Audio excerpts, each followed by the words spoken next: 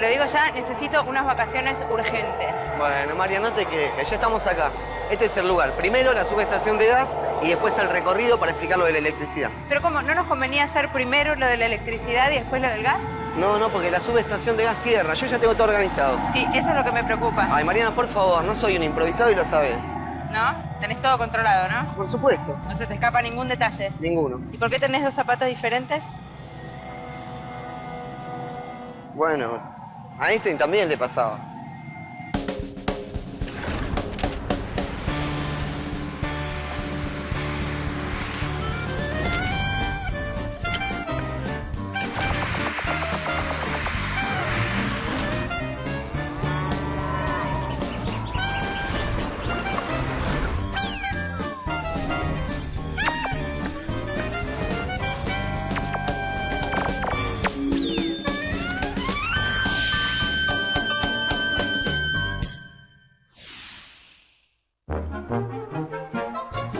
Me podrías haber avisado lo de los zapatos, ¿eh? Bueno, es que recién me di cuenta cuando vi que caminabas rengo. Además, ahora tenés los zapatos de seguridad.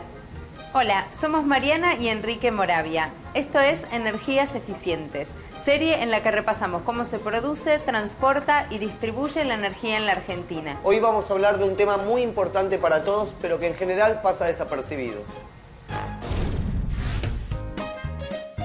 Cada vez que utilizamos el gas o la luz en nuestra vida diaria, no nos detenemos a pensar en el camino que esas energías realizan para llegar hasta nosotros.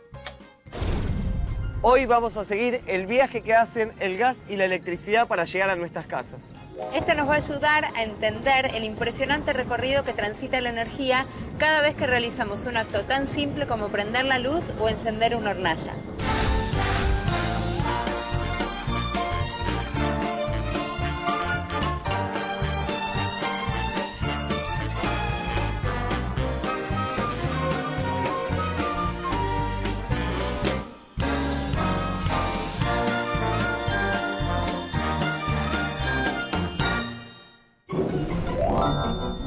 El gas natural, junto con el petróleo, son combustibles fósiles. Los seres vivos del pasado, principalmente los vegetales, se han convertido durante millones de años en petróleo o gas, o sea, hidrocarburos, que el hombre extrae de las entrañas de la tierra. La producción y el consumo de gas natural crecen mucho en el mundo y en nuestro país. El gas es un combustible limpio porque es baja su emisión de gases contaminantes. Produce menos dióxido de carbono que el petróleo y que el carbón. Y sabemos que el dióxido de carbono es uno de los principales gases causantes del calentamiento global. Amor, ¿qué haces? ¿Qué? Estoy escuchando el sonido de la energía de la Tierra. Ahí abajo tenemos todo. Después vas a tener que escuchar el sonido de mi voz cuando estés con toda la ropa sucia. El gas natural es una mezcla de gases combustibles que se encuentran en el subsuelo, donde suelen hallarse junto a hidrocarburos líquidos, o sea, el petróleo. Antes el gas era tratado como un residuo más de la extracción de petróleo. Por eso se tardó más tiempo en explotarlo. ¿Por qué pasaba eso? Simple. Almacenar y usar el petróleo, un líquido, era sencillo, pero nadie sabía todavía cómo almacenar el gas. Pero eso cambió cuando se perfeccionó la técnica de licuar el gas, o sea, convertirlo en líquido. Reduciendo la temperatura del gas a menos de 160 grados bajo cero y comprimiéndolo, se lo vuelve líquido.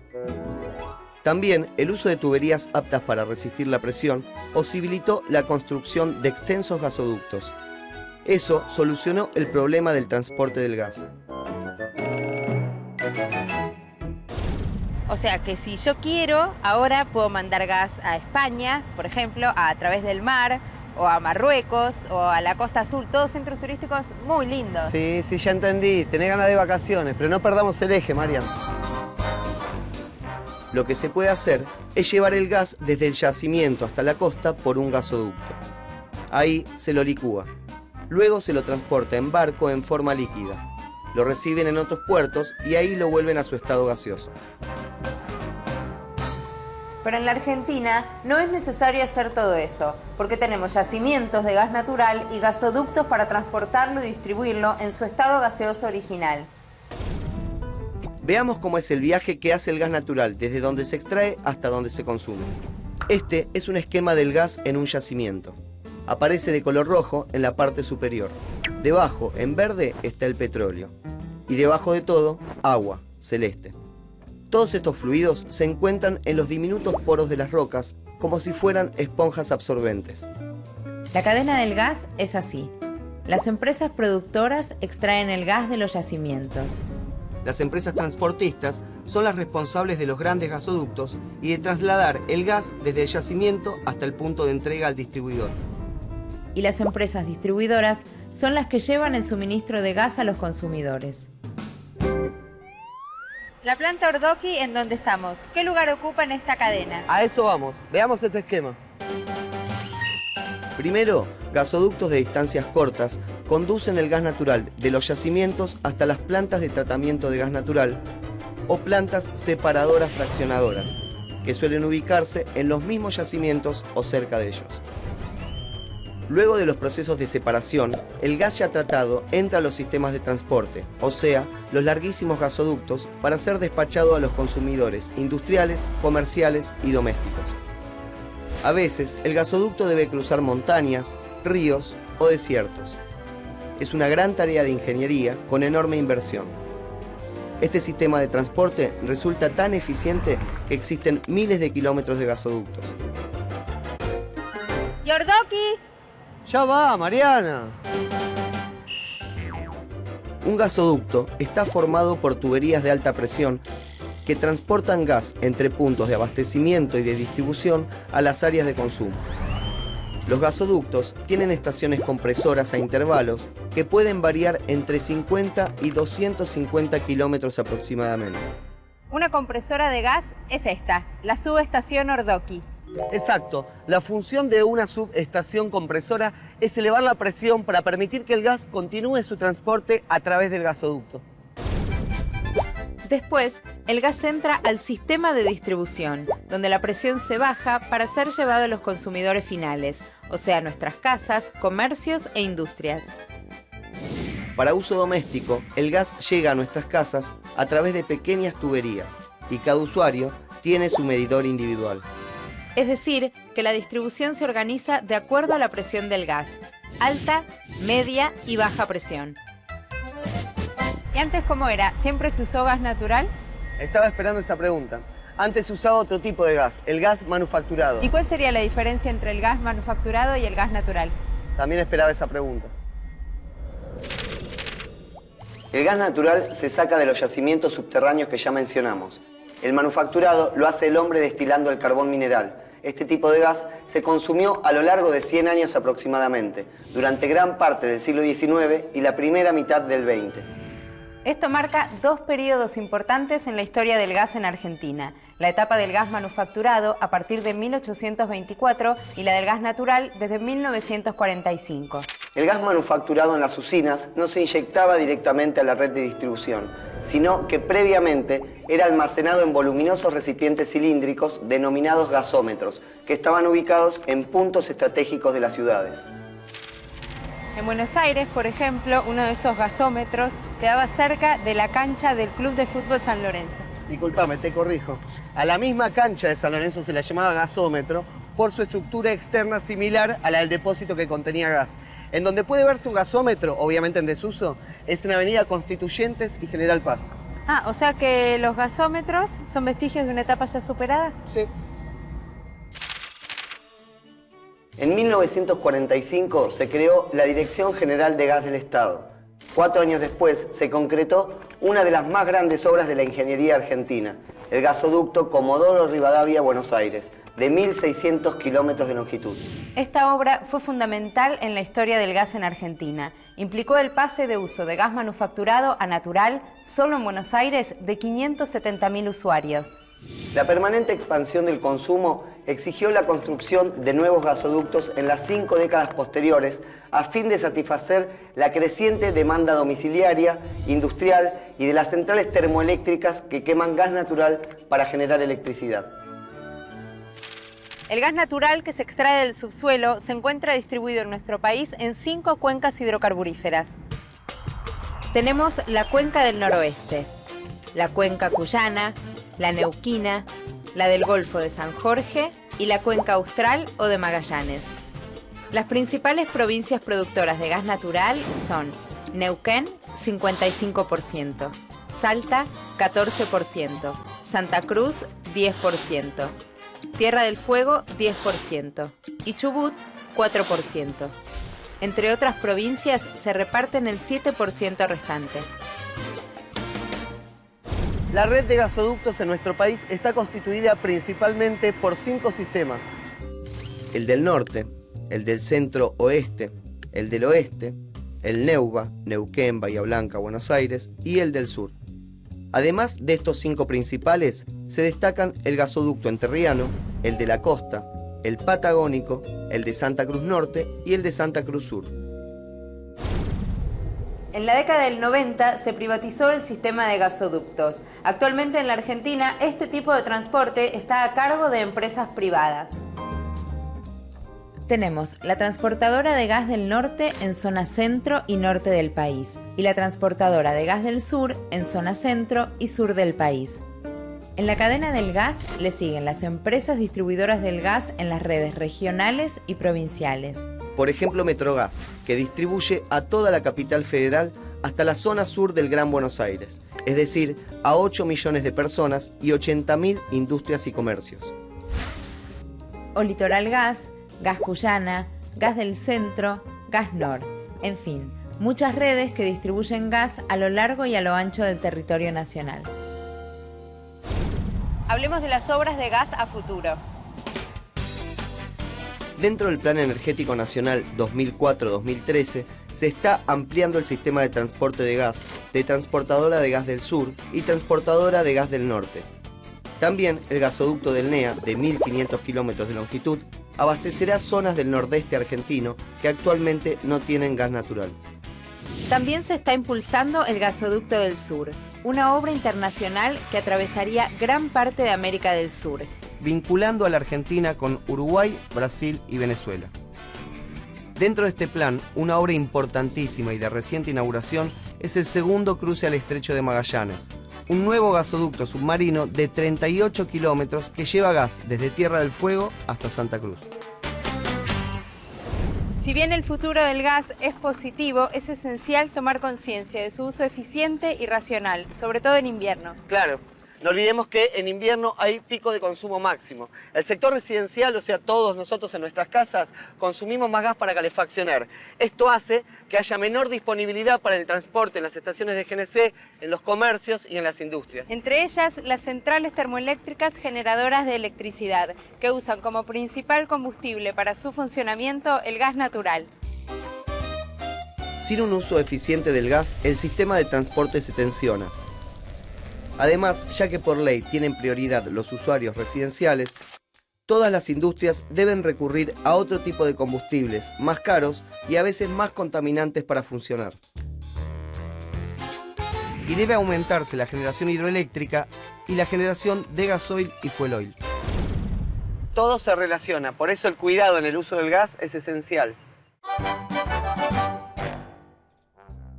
Hay 2 temas básicos para tener en cuenta: el uso de los artefactos y el control de la temperatura ambiente. Mantenga todos los quemadores limpios. La llama debe ser estable, silenciosa y de color azul intenso. Trate de abrir solo lo necesario la tapa del horno mientras cocina. El termotanque utiliza menos gas que el calefón, ya que no hace falta regular la mezcla de agua para obtener la temperatura deseada. Hay que aprender a controlar la temperatura de nuestra casa. No calefaccione ambientes de su vivienda que no utilice y cuando los artefactos de calefacción dispongan de termostato, úselos para regular la temperatura adecuada sin exagerar. Fije un valor normal y no excesivo, por ejemplo, de 20 grados. Con ropa adecuada para cada época podrá reducir las necesidades de calefacción. Aislar su vivienda es una forma directa de evitar filtraciones de aire frío que obligan a usar más gas. Los burletes en ventanas son un recurso muy accesible en su economía. Y si está a su alcance, ponga cristales dobles. Y más que nada, use el sentido común y tome conciencia. Tendríamos que pasar a explicar el camino de la electricidad. ¿No podríamos olvidarnos de los mapas y de los esquemas? Yo no tengo problema, pero seamos didácticos. Ah, ya sé. ¿Y si hacemos una especie de tour eléctrico? ¿Tour eléctrico? ¿Cómo estás con el tema de las vacaciones,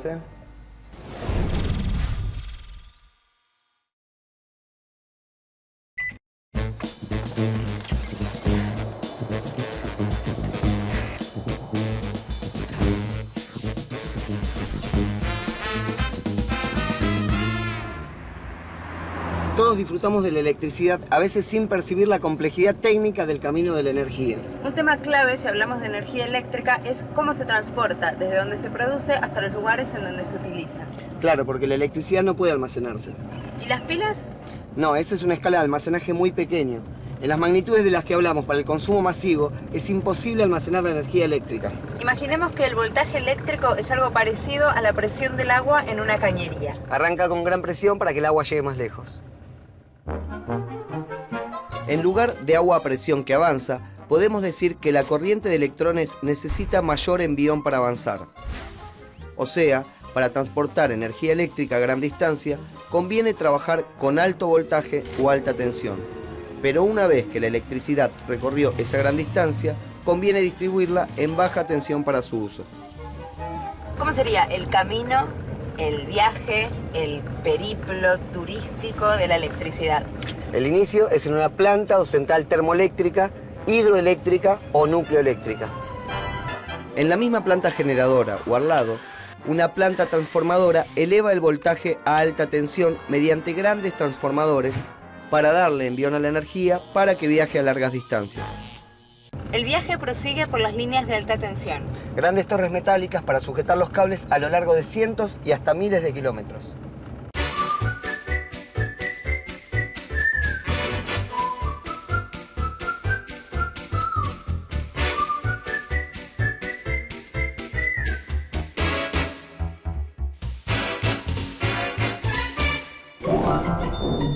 Esto es una subestación transformadora que mediante transformadores baja el voltaje a media tensión para adecuarlo a las líneas de distribución. De aquí salen otras líneas que se diversifican en las zonas urbanas y rurales para llevar la electricidad a los consumidores. Y luego, los últimos transformadores ubicados en los postes y columnas de distribución de los barrios, que terminan de disminuir el voltaje a baja tensión para el consumo final. De aquí seguimos así. La caja principal y el medidor. Y de acá en más, la línea entra en el dominio de su hogar.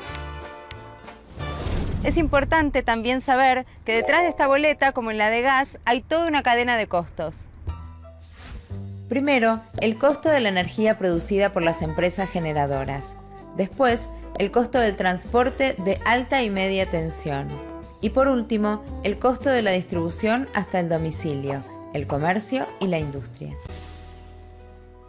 Parece obvio, pero electricidad y gas no son impuestos, son servicios. En la industria de la electricidad argentina trabajan miles de personas que con su esfuerzo logran llevar todos los días energía a los hogares, comercios e industrias del país.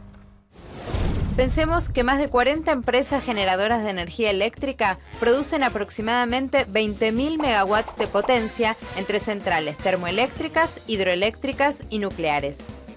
Cerca de 10 empresas transportistas de energía con 22.140 kilómetros de líneas de transmisión transportan la electricidad desde lejanos sitios donde se genera hasta las ciudades, localidades y pueblos donde se consume. Más de 60 empresas distribuidoras de electricidad abastecen a millones de habitantes. Es un sistema complejo que requiere para su funcionamiento inversiones constantes y de largo plazo, así como supervisión, control y mantenimiento durante las 24 horas, los 365 días del año. La energía eléctrica en la Argentina ha tenido una historia con algunos altibajos. Así es, periodos de gran actividad y producción alternados con momentos críticos en donde la demanda excedía la capacidad de respuesta. Podemos resumir las últimas décadas en 2 etapas. De 1960 a 1980 hubo un incremento en el consumo de electricidad, lo que implicó un aumento en la potencia y en la generación. Y de 1980 al 2000 hubo una baja en el consumo por la difícil situación económica en la que se encontraba el país.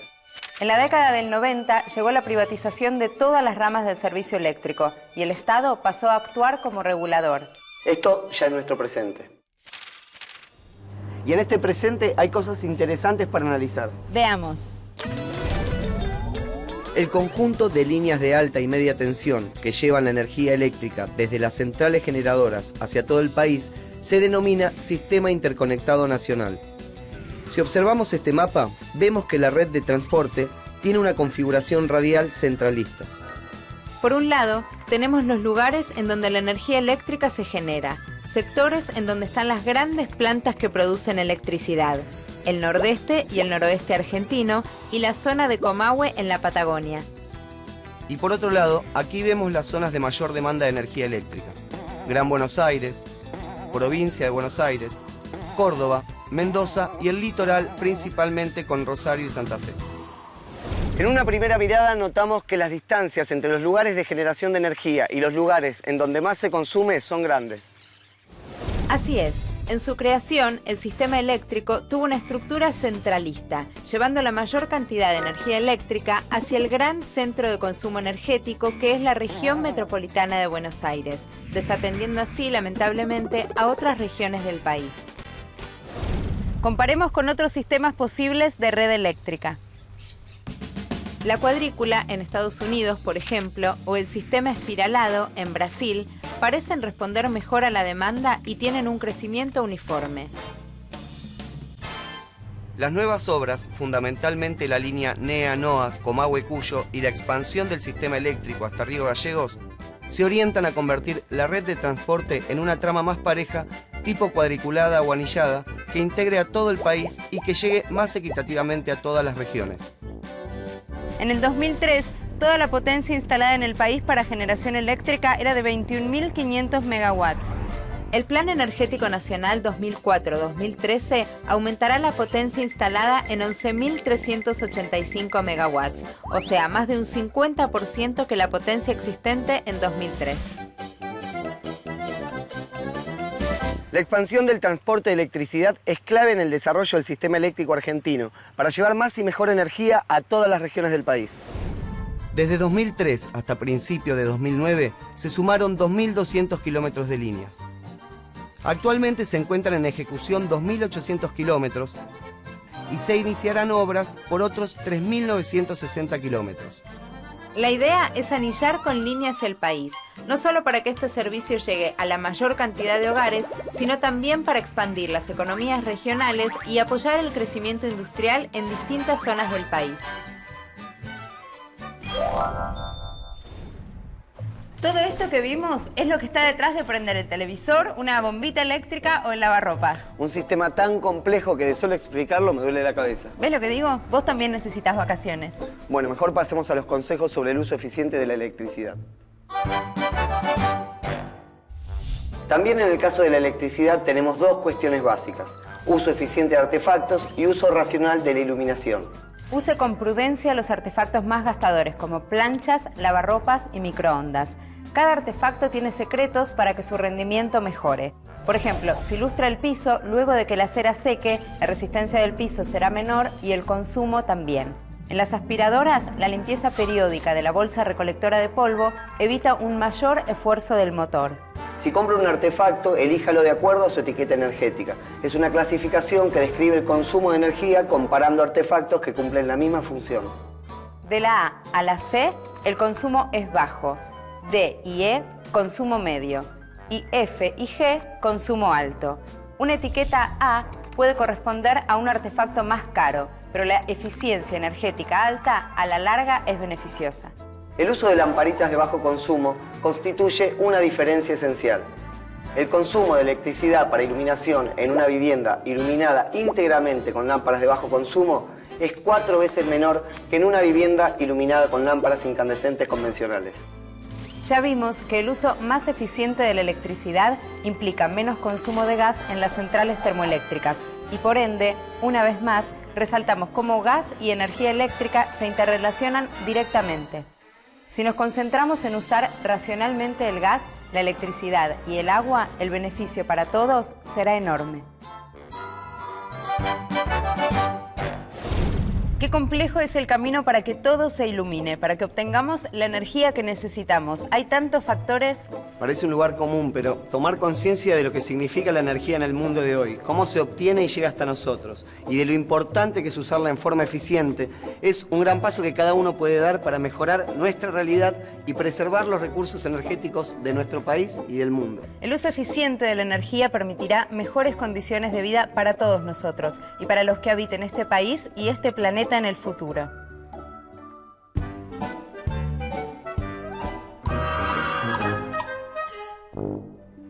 Estuvo bien el cierre. Sí, ¿no? Sí. La verdad es que nos merecemos unas buenas vacaciones. Marian, ¿cómo estás con el tema de las vacaciones? Bueno, se ve que a vos no te importa. Ah, ¿no? ¿Y estos pasajes? ¿Y esta reserva de hotel? ¡Amor! ¡Sos un genio! ¡Qué sorpresa! ¿Reservas para Sierra de la Ventana? Pero si dijimos Villa Gesell. No, mi amor, este año dijimos Sierra. No, dijimos mar. Dijimos Sierra, Marian. Dijimos mar. Dijimos... oh. Bueno, está bien. Vamos a donde vos quieras, mi amor. Bueno, no, está bien. Vamos a donde vos quieras. ¿Sí? Bueno, entonces podemos ir a la Sierra. O al mar. Ah... El nuestro sí que es un amor eficiente, ¿eh? ¿Eso quiere decir que nuestras energías se combinan bien? Sí, algo así. ¿Y con qué sistema energético compararías nuestra pareja? Con el hidroeléctrico. ¿Por? Y porque es renovable.